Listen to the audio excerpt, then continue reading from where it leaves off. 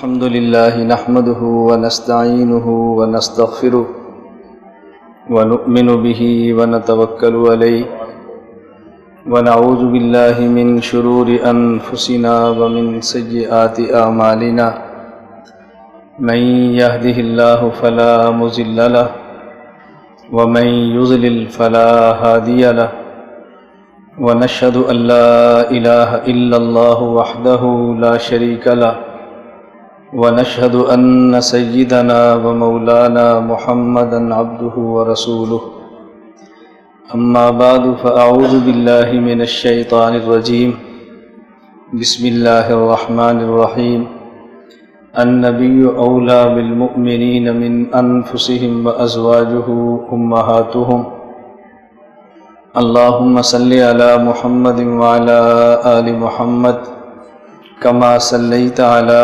إبراهيم وعلى آل إبراهيم إنك حميد مجيد اللهم بارك على محمد وعلى آل محمد كما باركت على إبراهيم وعلى آل إبراهيم إنك حميد مجيد.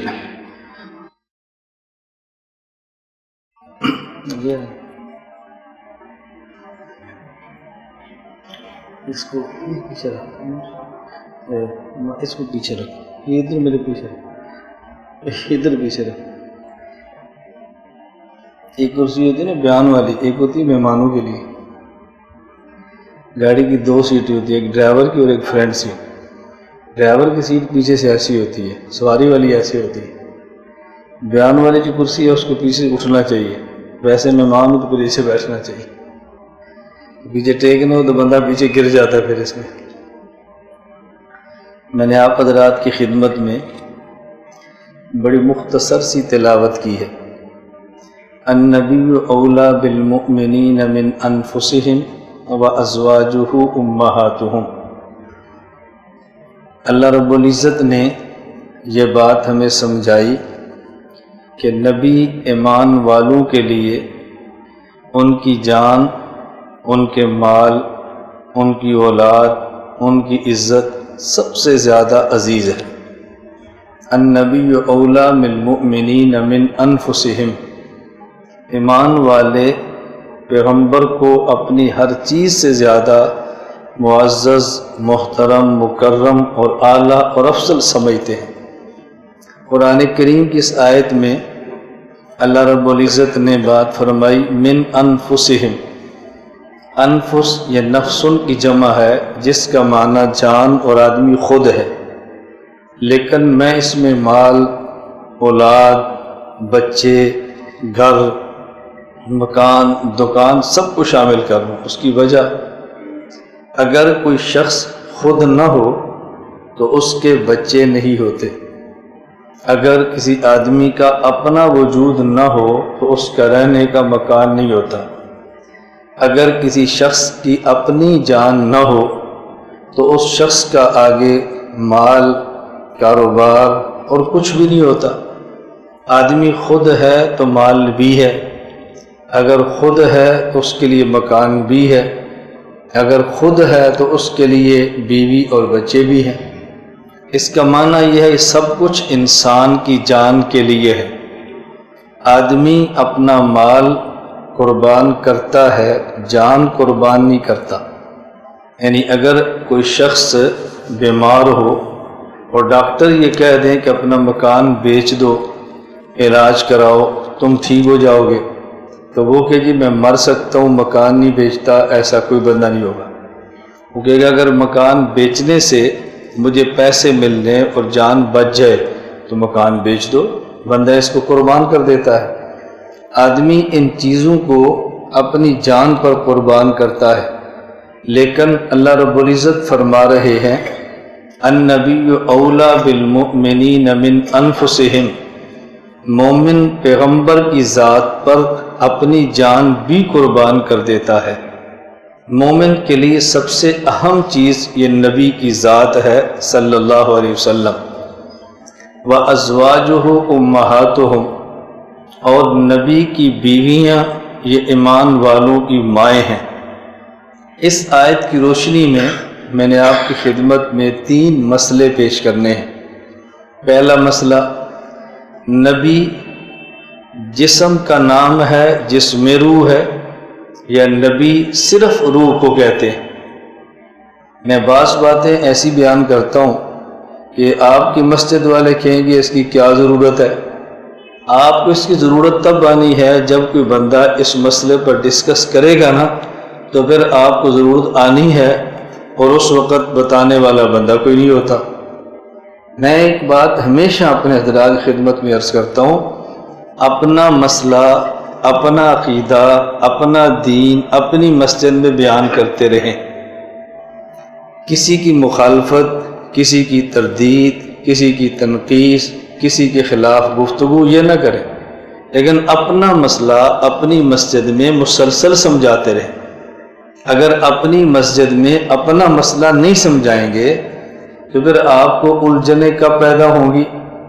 ہمارا بیٹا ہماری مسجد میں ہے، ہم اس کو حضور اکرم صلی اللہ علیہ وسلم کی ختم نبوت نہیں سمجھاتے، ہم اس پہ دلائل نہیں دیتے، شکوک و شبہات ختم نہیں کرتے۔ وہی لڑکا کل کالج میں جاتا ہے، کسی کے ہتھے چڑھ جاتا ہے، اسی کے والد پھر پریشان ہوتے ہیں، پھر مسجد کے مولانا صاحب سے کہتے ہیں جی ہمارا بیٹا پتہ نہیں کس سے ملا ہے، پتہ نہیں کیا سنا ہے، مولانا صاحب ذرا اس کو سمجھائیں۔ اور یہی بات مسجد میں بیان کرتے رہتے تو کبھی بھی وہ نوجوان تبدیل نہ ہوتا۔ اپنی نسل کو سنبھالنا یہ از حد ضروری ہے۔ ہم اسلام بھی سمجھائیں اور ہم اپنی پاکستانیت بھی سمجھائیں کہ ہماری قوم کیا ہے، ہم لوگ کون ہیں، ہمارا تعلق کس سے ہے، یہ ہمیں سمجھانا چاہیے۔ یہ بات اچھی طرح ذہن نشین فرمائیں۔ جب ہم نہیں سمجھاتے نا، عجیب عجیب الجھنیں پیدا ہوتی ہیں، عجیب عجیب۔ اب میرا عنوان یہ نہیں میں سب باتوں کو کھولوں۔ ہمارے ہاں کہتے ہیں جی قوم، ایک مسئلہ چلتا ہے، قوم وطن سے بنتی ہے یا قوم دین سے بنتا ہے، قوم مذہب سے بنتی ہیں یا قوم اوطان سے بنتی ہیں۔ مولانا حسین احمد مدنی رحمۃ اللہ علیہ دارالعلوم دیوبند شیخ الحدیث سے، وہ فرماتے تھے کہ قومیں یہ وطنوں سے بنتی ہیں، دین سے نہیں بنتی۔ پاکستانی الگ قوم ہے، ہندوستانی الگ قوم ہے۔ اچھا، جو لوگ ان کو گالیاں دیتے تھے، اگر آپ کے پاس شناختی کارڈ موجود ہے تو آپ شناختی کارڈ کھول کے دیکھ لیں، اس میں لکھا ہوگا قومیت۔ کیا لکھا ہے؟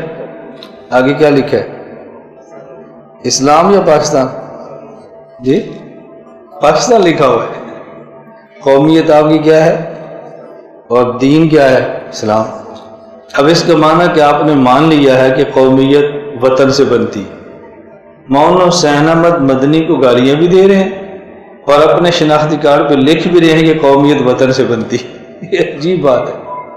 میں اس لیے گزارش کر دوں کہ ہم اپنے اکابر کی یا اپنے بزرگوں کی باتیں نہیں سمجھتے۔ ہم مسلمان ہیں، ہماری مسجد عبادت کے لیے ہے، ہماری مسجد دین کے لیے ہے، ہماری مسجد قرآن کریم کے لیے ہے، حدیث پاک کے لیے ہے، فقہ کے لیے ہے، شریعت کے لیے ہے، اور اس کو سمجھنے کی سب سے بہترین جگہ مسجد جیسی پاکیزہ جگہ ہے۔ النبی اولا بالمؤمنین۔ پہلا مسئلہ یہ سمجھیں کہ نبی کسے کہتے ہیں، یہ ذہن میں رکھ لیں۔ نبی اس جسم کو کہتے ہیں جس میں روح ہوتی ہے۔ نبی وہ جسم ہے جس پر وحی آتی ہے، وہ سب تعریفیں اپنی جگہ پر ہیں، لیکن نبی جسم ہے جس پر وحی آتی ہے اور اس جسم میں روح ہوتی ہے۔ النبی اولا بالمؤمنین من انفسہم، اس پر دلیل آپ یاد کریں۔ رسول اکرم صلی اللہ علیہ وسلم کو مشرکین مکہ قتل کرنا چاہتے تھے۔ جس رات انہوں نے گھیراؤ کیا، آج رات کو مار دیں گے، آپ پر وحی آئی، حضرت علی المرتضیٰ کو اپنے بستر پہ لٹایا، ابو بکر صدیق کو لیا تو مدینہ چلے گئے۔ اب دیکھو یہ مشرکین مکہ رسول اکرم صلی اللہ علیہ وسلم کے جسم کو ختم کرنا چاہتے تھے یا آپ کی روح کو ختم کرنا چاہ رہے تھے؟ جی بولو۔ جسم کو ختم۔ حضرت علی جس جگہ لیٹے تھے وہاں حضور پاک کا جسم تھا نا، اور صدیق اکبر نے جس کو لے کر مدینہ کا رخ کیا، اپنے کندھوں پر بٹھایا، وہ روح نبوت تھی، جسم نبوت، وہ جسم نبوت۔ آگے فرمایا وَأَزْوَاجُهُ أُمَّهَاتُهُمْ، نبی کی بیویاں یہ ایمان والوں کی مائیں ہیں۔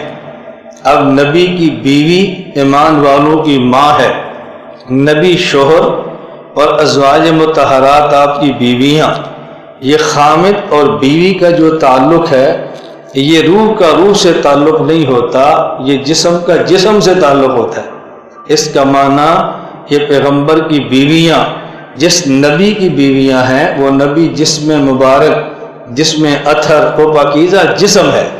ایک یہ مسئلہ ذہن نشین فرما لیں کہ نبی جس پر وحی آتی ہے اس جسم کا نام ہے، اور وحی کس پر آتی ہے؟ فَإِنَّهُ نَزَّلَهُ عَلَىٰ قَلْبِكَ، اے پیغمبر ہم وحی آپ کے دل پر نازل کرتے ہیں۔ یہ جو دل ہے یہ جسم میں ہوتا ہے یا روح کے اندر ہوتا ہے؟ جسم میں۔ اس لیے یہ بات ذہن نشین فرما لیں، نبی اس جسم کا نام ہے جس پر وحی اترتی ہے اور اس کے اندر روح موجود ہوتی ہے۔ النبی اولیٰ بالمؤمنین من انفسہم وازواجہ امہاتہم۔ دوسرا مسئلہ یہ سمجھیں، پیغمبر کی بیویاں یہ ایمان والوں کی مائیں ہیں۔ قرآن کریم نے بتا دیا اور ہم نے مان لیا۔ شریعت اس چیز کا نام ہے، سمجھ آئے تب بھی مانے، سمجھ نہ آئے تب بھی مانے، لیکن اگر کوئی سمجھائے تو سمجھنا چاہیے کہ اس مسئلے کی حکمت کیا ہے۔ اللہ کے پیغمبر کی بیویاں یہ ایمان والوں کی مائیں کیوں ہیں؟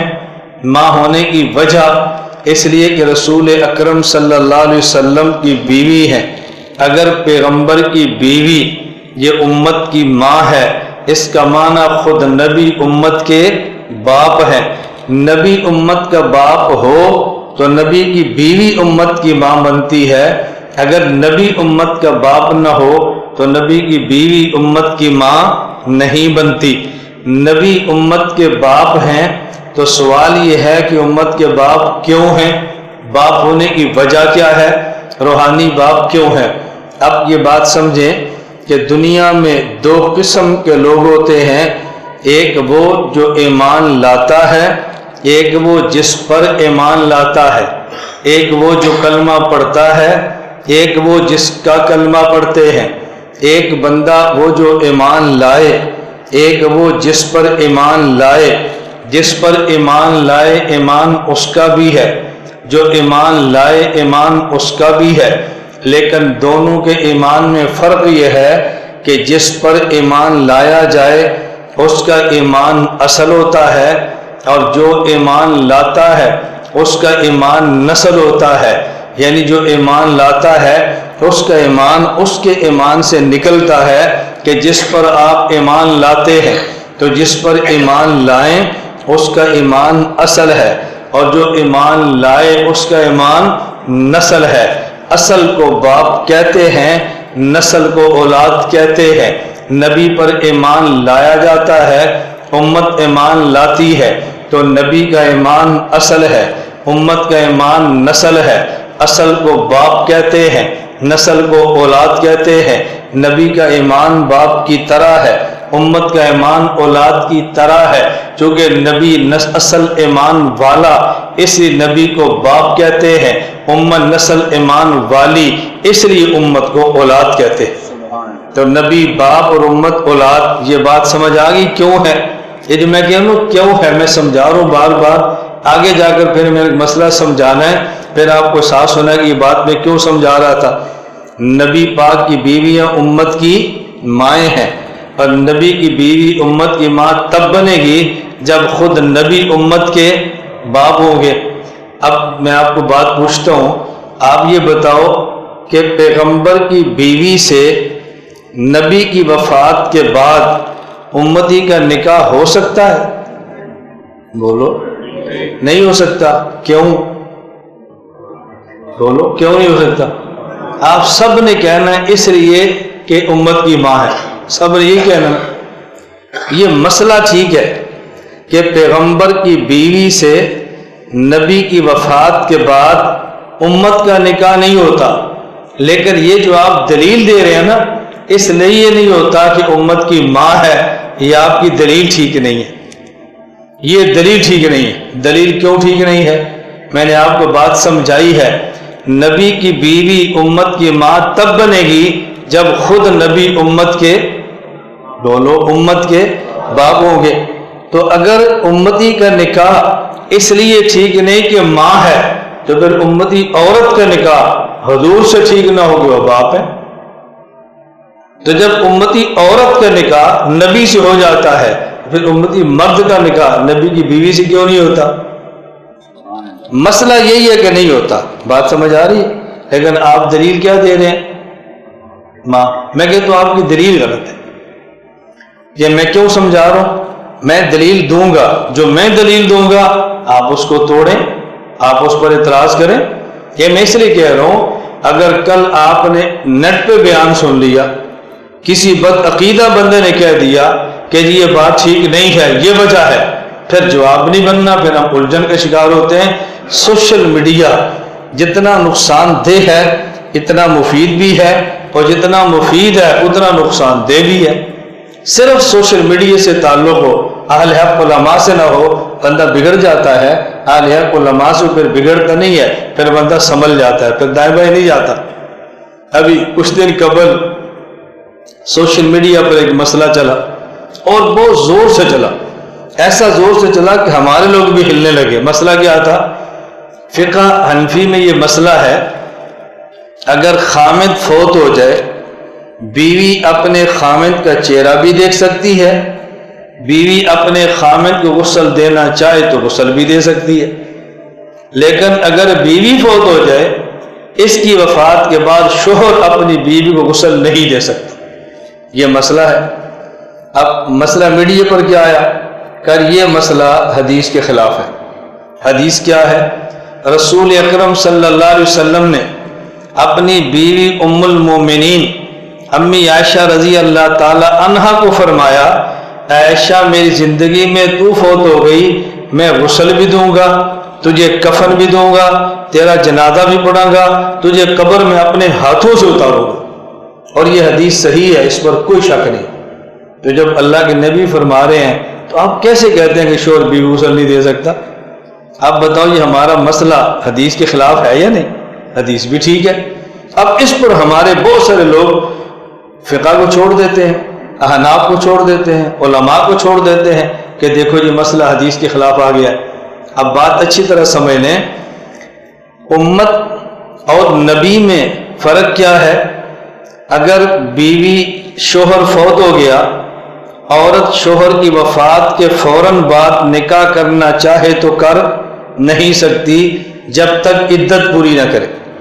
اس کا مطلب یہ ہے کہ یہ اس عورت کی عدت ہے، اور جب تک عدت پوری نہیں ہوتی اس شوہر کے نکاح میں ہے۔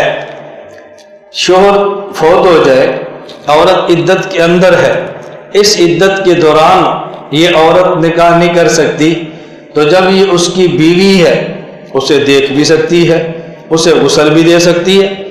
لیکن اگر ایک آدمی کی 4 بیویاں ہوں، اس کی ایک بیوی فوت ہو جائے، وفات کے فوراً بعد شوہر چوتھا نکاح کرنا چاہے تو کر سکتا ہے یا نہیں؟ کوئی شوہر کی بھی عدت ہوتی ہے؟ نہیں ہے نا۔ اس کا معنی کہ وہ عورت اس کے نکاح سے نکل گئی، جب نکل گئی تو اجنبی بن گئی، اجنبی بن گئی تو نہ دیکھ سکتا ہے نہ غسل دے سکتا ہے، اس کو اجنبی جو ہو گئی۔ اب سوال یہ ہے، یہ مسئلہ تو جو ہے امی عائشہ کو نبی پاک نے کیوں فرمایا؟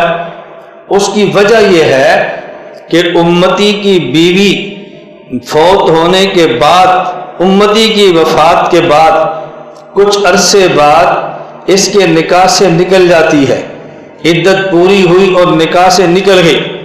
اور اسی طرح اگر عورت فوت ہو جائے تو امتی کی بیوی اس کے نکاح سے نکل گئی، اجنبی بن گئی۔ لیکن نبی کا معاملہ یوں نہیں ہے، پیغمبر وفات پا جائے تو پیغمبر کی بیوی عدت کے بعد بھی پیغمبر کی بیوی رہتی ہے، اور بیوی فوت ہو جائے وفات کے بعد بھی وہ پیغمبر کی بیوی رہتی ہے۔ جس طرح دنیا میں نبی کی بیوی ہے، قبر میں نبی کی بیوی ہے، وفات کے بعد جنت میں نبی کی بیوی ہے۔ نبی کا اپنی عورت سے نکاح یہ ختم نہیں ہوتا، زوجیت کا رشتہ ختم نہیں ہے۔ نبی وفات پا جائے، عورت غسل دے تو تب بھی ٹھیک ہے، بیوی فوت ہو جائے نبی غسل دے تو تب بھی ٹھیک ہے، یہ معاملہ نبی کا ہے، امت کا نہیں ہے۔ اس لیے یہ نہ کہنا کہ مسئلہ غلط لکھا جی حدیث میں جو آ گیا ہے، ہمیں سمجھنے کی کوشش کرنی چاہیے۔ پیغمبر کی بیوی امت کی ماں ہے، توجہ رکھنا۔ میں نے آپ سے کہا مسئلہ یہی ہے کہ نبی کی وفات کے بعد امتی کا نکاح پیغمبر کی بیوی سے نہیں ہوتا۔ اس کی دلیل یہ نہ دینا اس لیے کہ نبی کی بیوی امت کی ماں ہے، جب دلیل دیں گے تو لوگ اس پر اعتراض کر دیں گے کہ نبی امت کے باپ ہیں، جب ان کا امتی لڑکی سے نکاح ہوتا ہے تو نبی امت کی ماں ہے، ان کا امتی مرد سے نکاح کیوں نہیں ہوتا؟ دلیل وہ دینا جو میں دے رہا ہوں۔ قرآن کریم نے کہا وَلَا أَن تَنكِحُوا أَزْوَاجَهُ مِن بَعْدِهِ أَبَدًا، تم نے پیغمبر کی بیوی کے ساتھ پیغمبر کی وفات کے بعد نکاح نہیں کرنا۔ بس یہ دلیل ہے، قرآن کی مستقل آیت ہے کہ بندہ آپ سے پوچھے نماز کیوں پڑھتے ہو، کوئی حکم ہے اقیم الصلاۃ، کیوں ہم نہیں جانتے۔ زکوٰۃ کیوں دیتے ہو، قرآن کو حکم ہے آتوا الزکوٰۃ، حکم کیوں ہے ہم نہیں جانتے، حکم ہے۔ روزہ کیوں رکھتے ہو، قرآن میں ہے کتب علیکم الصیام، روزہ فرض ہے، کیوں ہے ہم نہیں جانتے۔ حج کیوں کرتے ہو، قرآن کریم میں ہے وَلِلَّهِ عَلَى النَّاسِ حِجُّ الْبَيْتِ مَنِ اسْتَطَاعَ إِلَيْهِ سَبِيلًا، وجہ ہم نہیں جانتے۔ پیغمبر کی بیوی سے امتی کا نکاح کیوں حرام ہے، قرآن کریم میں ہے وَلَا أَن تَنكِحُوا، یہ کیوں ہے ہم نہیں جانتے۔ جس طرح نماز فرض قرآن میں ہے، روزہ فرض قرآن میں ہے، حج فرض قرآن میں ہے، زکوٰۃ فرض قرآن میں ہے، زنا حرام قرآن میں ہے، شراب حرام قرآن میں ہے، خنزیر کا کھانا حرام قرآن میں ہے، سود حرام قرآن میں ہے، نبی کی بیوت سے امت کا نکاح حرام قرآن میں ہے۔ وجہ چھوڑو، وجہ کو آپ پورا جو نہیں کر سکتے پھر آپ کیا کریں گے دلیل دے کر؟ ہر جگہ پر وجہ پر نہیں جاتے، ہاں یہ وجہ وہ پیش کرے کہ جو دلیل دے سکتا ہے۔ اب جو میں نے آپ کو دلیل دی ہے نا اس کو سمجھ لیں، اس پر کوئی یہ اعتراض کرے تو بتانا وہ کیا کہ امتی جب فوت ہو جائے، امتی کی بیوی عدت گزارنے کے بعد اس کی بیوی نہیں رہتی۔ پیغمبر کی بیوی نبی وفات پا جائیں تو عدت کے باوجود بھی بیوی رہتی ہے، چونکہ امتی کی بیوی بیوہ بن جاتی ہے، نبی کی بیوی ہمیشہ نبی کی بیوی رہتی ہے۔ امتی کی بیوی وفات کے بعد امتی کے نکاح سے نکل جاتی ہے، نبی کی بیوی وفات کے باوجود نبی کی نکاح سے نہیں نکلتی۔ کسی کی بیوہ سے نکاح کر سکتے ہیں، کسی کی بیوی سے نکاح نہیں کر سکتے۔ کوئی اس دلیل کو توڑ سکتا ہے تو توڑے، کوئی شوق پورا کرے۔ میں اس لیے گزارش کرتا ہوں اپنے دلائل سمجھو، اپنا عقیدہ سمجھو، اپنا مسلک سمجھو، اللہ میں یہ باتیں سمجھنے کی توفیق عطا فرمائے۔ میں نے دو مسئلے آپ کی خدمت میں پیش کیے۔ نمبر ایک، نبی اس جسم کا نام جس پر وحی آتی ہے اور اس کے اندر روح بھی ہوتی ہے۔ نمبر دو، پیغمبر کی بیویاں امت کی ماں ہیں تو پیغمبر کی بیوی سے امت کا نکاح وفات کے بعد نہیں ہو سکتا۔ کیوں نہیں ہو سکتا بتاؤ، کیوں نہیں ہو سکتا؟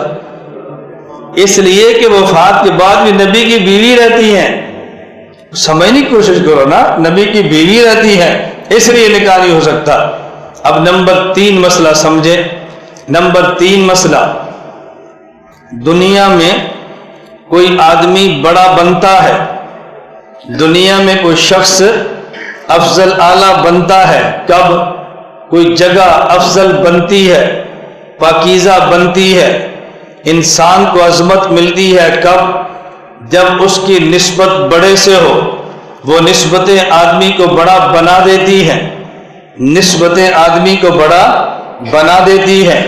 نمبر 1 پیغمبر پاک کے صحابہ، نمبر 2 نبی پاک کی بیویاں، نمبر 3 نبی پاک کی امت۔ پہلے یہ 3 سمجھیں، پھر میں چوتھی بات عرض کروں گا۔ ہمارا عقیدہ یہ ہے ہمارے پیغمبر کے صحابہ کائنات کے گزشتہ نبیوں کے صحابہ سے اعلیٰ ہیں۔ اس کی وجہ وہ صحابی تھے نبی کے، یہ صحابی ہیں آخری نبی کے، وہ صحابی تھے نبی کے اور یہ صحابی ہیں آخری نبی کے۔ ایک نبی ہے، ایک آخری نبی ہے۔ مقامات قرآن سے دیکھیں، نمبر 1 قرآن بیان کر رہا ہے من النبیین والصدیقین والشہداء والصالحین، ایک مقام ولی کا ہے، اس کے اوپر مقام شہید کا ہے، اس کے اوپر مقام صحابی کا ہے، اس کے اوپر مقام نبی کا ہے، اس کے اوپر مقام آخری نبی کا ہے۔ ہم بیٹھے ہیں، ہم میں سے افضل قاضی ولی ہے، ولیوں میں افضل شہید ہے، ان سے افضل صحابی ہے، ان سے افضل نبی ہے، اور ان سے افضل بولو، ان سے افضل آخری نبی ہے۔ ایک ولی ہے، پھر شہید ہے، پھر صحابی ہے، پھر نبی ہے، اور پھر آخری نبی ہے۔ مجھے جانتے ہو، میں فلاں پیر کا مرید ہوں، میری نسبت ان سے ہے، ہمیں کہا کہ اعتراض نہیں ہے۔ انہیں جانتے ہو، یہ شہید ہیں جن کے بارے میں قرآن کہہ رہا ہے یغفر لو فی اول دفعۃ من دمی، یہ جیسا کیسا بھی ہو، خون کا قطرہ زمین پہ گرے میں سب گناہوں کو معاف کر دیتا ہوں، یہ شہید ہے۔ اس کے اوپر کا یہ کون ہے؟ یہ صحابی، اس کا مقام جانتے ہو؟ فَإِنَّ أَحَدَكُمْ لَوْ أَنفَقَ مِثْلَ أُحُدٍ ذَهَبًا مَا بَلَغَ مُدَّهُ أَوْ نَصِيفًا، فرمایا قیامت تک آنے والے لوگ احد پہاڑ کے برابر اگر سونا خرچ کر لیں، میرے صحابی کے مٹھی جو کا برابری نہیں کر سکتے۔ یہ صحابی ہے، یہ کون ہے؟ کہ یہ تو نبی ہے، کائنات کے سارے لوگ مل جائیں، نبی کے شان کا مقابلہ نہیں ہے، تو پھر سارے مل جائیں، آخری نبی کے شان کا مقابلہ نہیں ہے۔ ہمارے نبی کے صحابہ گزشتہ نبیوں کے صحابہ سے اعلیٰ، کیونکہ یہ صحابی آخری نبی کے ہیں۔ ہمارے پیغمبر کی بیویاں کائنات کی ساری عورتوں سے اعلیٰ، کیونکہ یہ بیوی آخری نبی کی ہے۔ قرآن کریم میں ہے یا نساء النبی لستن کاحد من النساء، یا نساء النبی لستن کاحد من النساء، کائنات کی ساری عورتیں الگ ہیں، تمہاری شان الگ ہے، تمہاری شان کا مقابلہ دنیا میں کوئی نہیں کر سکتا۔ اور یہ بات ذہن نشین رکھنا، ایک بندہ بڑے فخر سے کہتا ہے میں نے حج 2 کیے ہیں، میں نے عمرے 10 کیے ہیں، میں حضور کی روزے پہ میں ہر سال جاتا ہوں، ہر مہینے جاتا ہوں۔ یہ کہتا ہے میں تو وہاں رہتا ہوں اور نبی کے روزے پہ ہر روز جاتا ہوں۔ میں نے کہا تیری اوقات کیا ہے؟ میرے پیغمبر کی بیویاں بھائی ایک زندگی دنیا کی ہے جو موت پہ ختم ہے، ایک زندگی برزخ کی ہے جو حشر پہ ختم ہے، ایک زندگی حشر کے بعد کی ابدی ہے جو ختم کبھی نہیں ہوگی۔ میں اور آپ نبی کے روزے پہ جائیں، ایک بار جائیں گے، 2 بار جائیں گے، چلو زندگی بھر روزے پڑھ رہے تب بھی زندگی ختم ہو جائے گی۔ پیغمبر کی بیویاں کہیں خدیجہ ہے، کہیں عائشہ ہے، کہیں سودا ہے، کہیں حفصہ ہے، نبی کی بیویاں ابدی زندگی میں جنت میں نبی کے ساتھ رہیں گی، نبی کے ساتھ۔ یہ اعزاز نبی کی بیٹی کو بھی نہیں ہے جو اعزاز نبی کی بیوی کو ہے۔ اور یہ بات یاد رکھنا، پہلے بیوی ہوتی ہے اور پھر بیٹی ہوتی ہے۔ زہرا ہمارا ایمان ہے، زینب ہمارا ایمان ہے، رقیہ ہمارا ایمان ہے، ام کلثوم ہمارا ایمان ہے، لیکن خدیجہ پہلے ہے، زہرا بعد میں ہے۔ خدیجہ نہ ہوتی زہرا کو وجود کیسے ملتا؟ خدیجہ پہلے ہے، زہرا بعد میں ہے، خدیجہ پہلے ہیں، زینب رقیہ ام کلثوم بعد میں ہے۔ پہلے بیوی ہوتی ہے اور پھر بیٹی ہوتی ہے۔ پیغمبر کی بیٹیاں ہیں، حضرت رسول اللہ کی بیٹی زینب جنت میں ابو العاص کے ساتھ ہوں گی، نبی کی بیٹیاں رقیہ ام کلثوم عثمان کے ساتھ ہوں گی، نبی کی بیٹی زہرا علی کے ساتھ ہوں گی، نبی کی بیوی عائشہ حضور کے ساتھ ہوگی، خدیجہ حضور کے ساتھ ہوگی۔ ایک دن کا مسئلہ نہیں، ابدی زندگی میں نبوت کے ساتھ ہوگی۔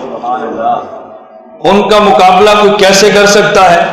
یا نساء النبی لستن کاحد من النساء، پیغمبر کی بیویاں کائنات کی ساری عورتوں سے اعلیٰ، وہ بیویاں نبی کی ہیں، وہ بیویاں نبی کی ہیں۔ نمبر 3 ایمان والے، جس میں میں اور آپ بھی شامل، اللہ ہمارا خاتمہ ایمان پر فرما دے۔ امت مصطفیٰ جو ایمان لائی ہے گزشتہ ساری امتوں سے اعلیٰ، کنتم خیر امت اخرجت للناس، قرآن کہہ رہا ہے۔ اب میں 3 باتیں کہہ رہا ہوں۔ نمبر 1، نبی کے صحابہ گزشتہ نبیوں کے صحابہ سے اعلیٰ، نبی کی بیویاں کائنات کی ساری عورتوں سے اعلیٰ، نبی کی امت ساری امتوں سے اعلیٰ، اور یہ تو انسان ہیں، عبادت گزار ہیں، کلمہ گو ہیں، سجدے کر رہے ہیں، ان سب کو چھوڑ دو۔ میں کہتا ہوں وہ مٹی جہاں حضور آرام فرما رہے ہیں، مدینہ کی مٹی، قبر مبارک کے ذرے جو پیغمبر کے وجود اطہر سے ملے ہیں، وہ کعبہ سے اعلیٰ ہیں، کرسی سے اعلیٰ ہیں، عرش سے بھی اعلیٰ، عرش سے بھی اعلیٰ ہیں، سب سے اعلیٰ۔ یہ ہمارا موقف ہے، ہمارے موقف پر دلائل ہیں۔ عام آدمی الجھن کیوں ہوتی ہے کہ جی عرش سے اعلیٰ، بندے الجھن ہوتی ہے عرش سے اعلیٰ، الجھن کیوں ہے؟ یہ بندہ سمجھتا ہے کہ شاید اللہ چونکہ عرش پر ہے تو عرش اعلیٰ ہوگا۔ یہ بنیاد غلط، اللہ عرش پہ نہیں ہے، اللہ ہر جگہ پر ہے۔ اللہ بولو، اللہ ہر جگہ، اللہ ہر جگہ پر ہے، اللہ ہر جگہ پر ہے۔ اور کائنات میں جگہ اعلیٰ کون سی ہے؟ وہ جگہ اتنی اعلیٰ جتنی اللہ کی تجلیات پڑھیں، اور تجلیات الہیہ جس قدر رسول اللہ صلی اللہ علیہ وسلم کے وجود اطہر پہ پڑتی ہیں، اس قدر تجلیات الہیہ کہیں اور نہیں پڑتی۔ تو جو تجلیات نبی کے وجود اطہر پہ آ رہی ہیں، قبر مبارک کی مٹی کے ذرے جو وجود اطہر سے ملے ہیں، ان پر وہ تجلیات بھی آ رہی ہیں۔ جب جسد اطہر عرش سے اعلیٰ، جو مٹی کے ذرے وجود سے ملے وہ بھی عرش سے اعلیٰ، تجلیات الہیہ جس قدر یہاں ہیں اسی قدر کسی اور جگہ نہیں ہے۔ ہمارا عقیدہ تو یہ ہے، ہم تو یہاں تک رسول اکرم صلی اللہ علیہ وسلم کی ادب، عزت، احترام کی بات کرتے ہیں، اور کسی کے لیے نہیں، اپنے لیے، کسی کی وجہ سے نہیں، اپنے عقیدے کی وجہ سے پیش کرتے ہیں کہ پیغمبر کے وجود اطہر سے مٹی کے ذرے جو ملے وہ کعبہ سے، بولو کعبہ سے اعلیٰ ہے۔ اب ایک شخص کہنے لگا، یہ فضائل اعمال مولانا زکریا نے لکھا ہے، قبر مبارک کے مٹی کے ذرے جو وجود اطہر سے ملے وہ کعبہ، تو پھر تمہیں چاہیے جب نماز پڑھو تو منہ کعبہ کی طرف نہ کرو، قبر مبارک کی طرف کرو، کیونکہ یہ کعبہ سے اعلیٰ ہے۔ ہمارے ساتھی پھر پریشان ہو جاتے ہیں، یہ کیا بن گیا، یہ کیا بن گیا؟ میں نے کہا بنا کچھ بھی نہیں ہے بھائی، اعتراض تم اس لیے کرتے ہو کہ جو جگہ اعلیٰ ہے ادھر منہ کرنا چاہیے۔ ہم اس مٹی کو کعبہ سے اعلیٰ سمجھتے ہیں، ہمیں کعبہ کی طرف منہ کرنا چاہیے۔ میں نے کہا اگر یہ بنیاد ہے، ہم آپ سے پوچھ لیتے ہیں آپ کے اعلیٰ کیا ہے جگہ، کون سی جگہ؟ کیا جی ہمارے ہاں تو عرش اعلیٰ ہے، کعبہ سے عرش اعلیٰ۔ تو میں نے کہا جب اعتراض تب تھا آپ نماز پڑھتے منہ عرش کی طرف فرما لیتے، اور پھر ہمیں کہتے تم کعبہ کی طرف منہ کیوں نہیں کرتے؟ دیکھو جسے ہم نے اعلیٰ سمجھا ادھر منہ ہم کرتے ہیں، جس کو اعلیٰ تم سمجھتے ہو ادھر منہ تم کرو۔ پھر اعتراض تو ٹھیک تھا، جس کو اعلیٰ آپ نے سمجھا ادھر منہ آپ نے نہیں کیا، تو جسے ہم نے اعلیٰ سمجھا ادھر منہ ہم نے نہیں کیا۔ تو اعتراض ہمارے اوپر بعد میں ہے، آپ پر پہلے ہے۔ یہ اعتراض تو دونوں پر ہے، پھر دونوں کو صفائی دینی چاہیے۔ میں نے کہا آپ دین نہ دیں، ہم صفائی دیتے ہیں۔ ایک ہے عبادت اور ایک ہے عقیدت، ایک ہے عبادت اور ایک ہے عقیدت۔ عبادت کی وجہ سے عقیدت کا رخ نہیں بدلتے، اور عقیدت کی وجہ سے عبادت کا رخ نہیں بدلتے۔ اگر کوئی بندہ آپ سے پوچھے پوری نماز میں سب سے اعلیٰ افضل رکن کون سا ہے، آپ نے کہنا ہے سجدہ۔ سب سے اعلیٰ رکن کون سا ہے؟ دیکھیں میں صرف ایک دلیل دے دیتا ہوں تاکہ بات دلیل سے ہو نا۔ ہم نماز پڑھتے ہیں، نماز میں قیام بھی ہے، نماز میں رکوع بھی ہے، نماز میں قعدہ بھی ہے، اور نماز میں سجدہ بھی ہے۔ جہاں قیام کریں، عربی میں قیام کی جگہ کو مقام کہتے ہیں، جہاں رکوع کریں رکوع کی جگہ کو مرکع کہتے ہیں، جہاں قعدہ کریں اس جگہ کو مقعد کہتے ہیں، اور جہاں سجدہ کریں اس جگہ کو مسجد کہتے ہیں۔ آپ قیام بھی کرتے ہیں، رکوع بھی کرتے ہیں، قعدہ بھی کرتے ہیں، سجدہ بھی کرتے ہیں، لیکن جگہ کا نام مسجد۔ کیوں؟ نماز میں جو سب سے رکن اعظم ہے نا اس کی طرف نسبت ہو رہی ہے، تو جگہ کا نام کیا ہے؟ مسجد۔ میں نے ایک دلیل دی ہے کہ سب سے اعلیٰ رکن کعبہ ہے، سجدہ ہے۔ اب پوچھے بھی نماز سے میں سب سے اعلیٰ رکن کون سا ہے؟ وہ جی سجدہ۔ نماز میں ہم ذکر کرتے ہیں سبحان ربی العظیم، سبحان ربی الاعلیٰ، ربنا لک الحمد، رب اغفر لی، کئی ذکر کرتے ہیں۔ بھئی ان اذکار میں سب سے اعلیٰ ذکر کا جی قرآن ہے، الحمدللہ رب العالمین۔ اور جب اعلیٰ رکن سجدہ ہے اور اعلیٰ ذکر قرآن ہے تو یہ اعلیٰ ذکر اعلیٰ رکن سجدے میں کرو نا، کہا جی نہیں یہ تو قیام میں کریں گے۔ کیوں؟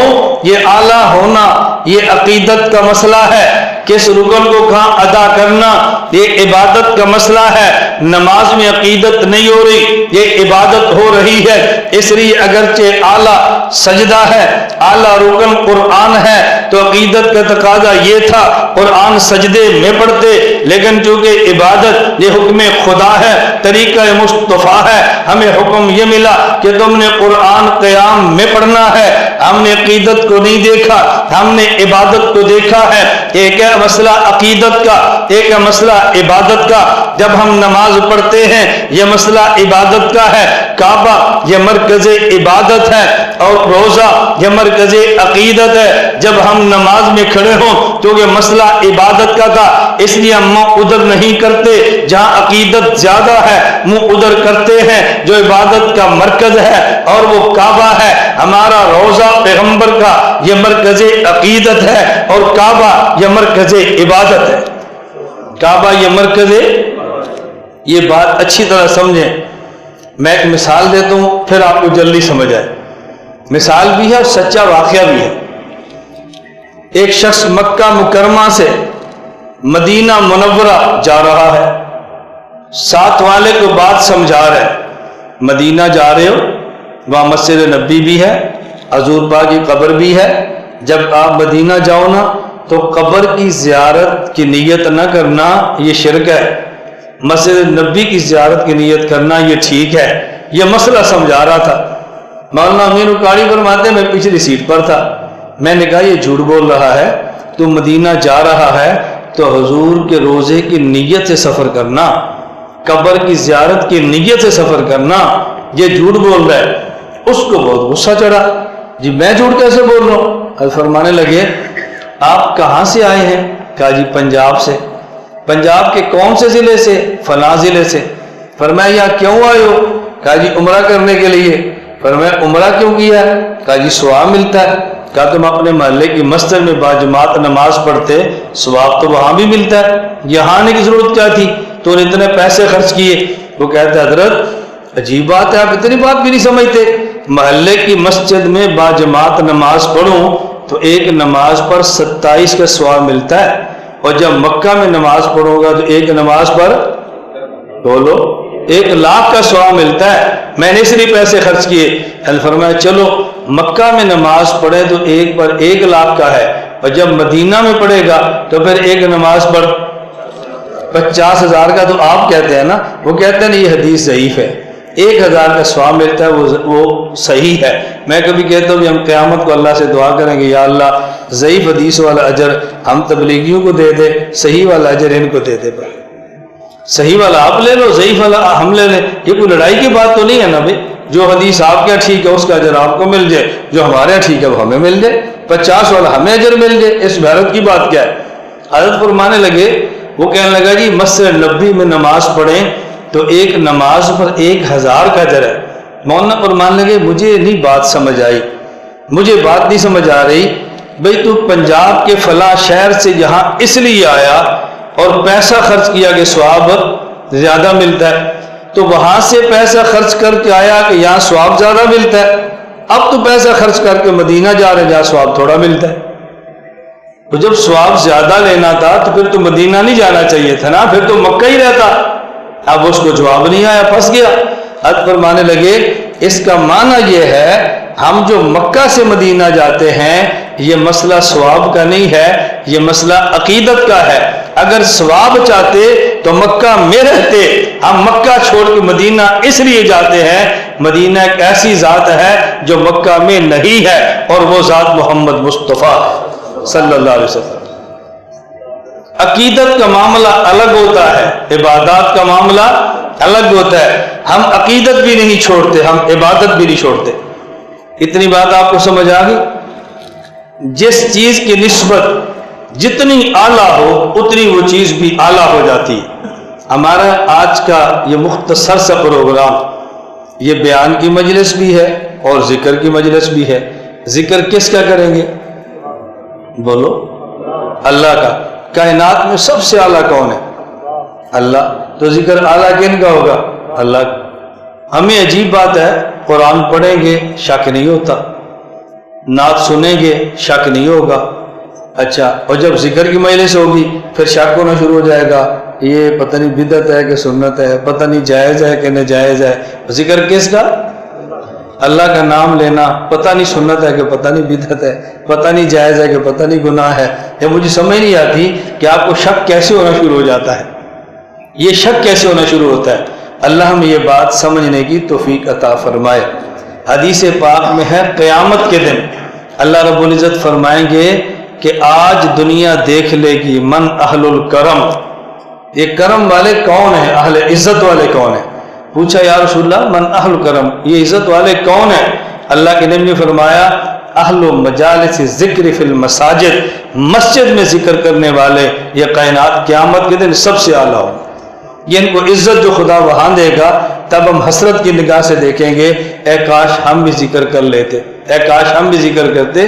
تو ذکر کی مجلس کو اعلیٰ اور افضل سمجھ کے ادا کیا کریں، اور کبھی الجھن کے اندر مبتلا نہ ہوا کریں۔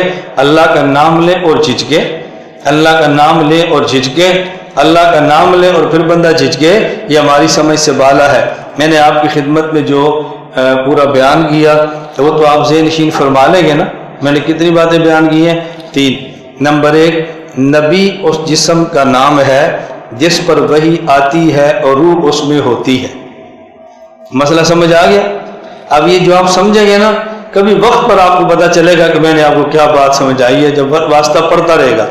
نمبر 2، پیغمبر کی بیویاں امت کی مائیں ہیں، اور نبی کی بیوی سے امت کا نکاح نہیں ہوتا، اس کی وجہ جی قرآن کا حکم ہے، قرآن کا حکم ہے نکاح نہیں ہوتا بس۔ باقی وہ نبی کی بیوی، اور بیوی کسی کی بیوی سے نکاح کیسے ہوگا؟ بھئی کسی کی بیوی سے نکاح تب ہوگا نا جب اس کے نکاح سے نکلے گی۔ پیغمبر کی بیوی وفات کے بعد نبی کے نکاح سے نکلتی نہیں ہے تو پھر شادی کیسی ہوگی؟ کسی کا نکاح نہیں ہو سکتا۔ نمبر 3، تیسری بات میں نے کیا بتائی کہ نبی پاک صلی اللہ علیہ وسلم کے صحابہ گزشتہ نبیوں کے صحابہ سے اعلیٰ، حضور کی بیویاں کائنات کی ساری عورتوں سے اعلیٰ، حضور کی امت ساری امتوں سے اعلیٰ۔ نمبر 4، وہ جگہ جہاں حضور آج ہیں اور مٹی کے ذرے وجود اطہر سے ملے ہیں، وہ مٹی کے ذرے کعبہ سے اعلیٰ، کرسی سے اعلیٰ اور عرش سے اعلیٰ۔ بس یہ 4 باتیں یاد رکھ لیں۔ میں بہت لمبا بیان نہیں کیا کرتا، مختصر کرتا ہوں اور پھر آخر میں یاد کراتا ہوں کہ آج بیان کیا ہوا ہے۔ سارا بیان نہ یاد رہے، کم از کم خلاصہ تو آپ کے ذہن میں رہے آج ہم نے کیا بیان سنا ہے۔ اور آخر میں مختصر ذکر کی مجلس اور پھر دعا۔ اللہ ہم سب کو عمل کرنے کی توفیق عطا فرمائے۔ درود شریف پڑھ لیں۔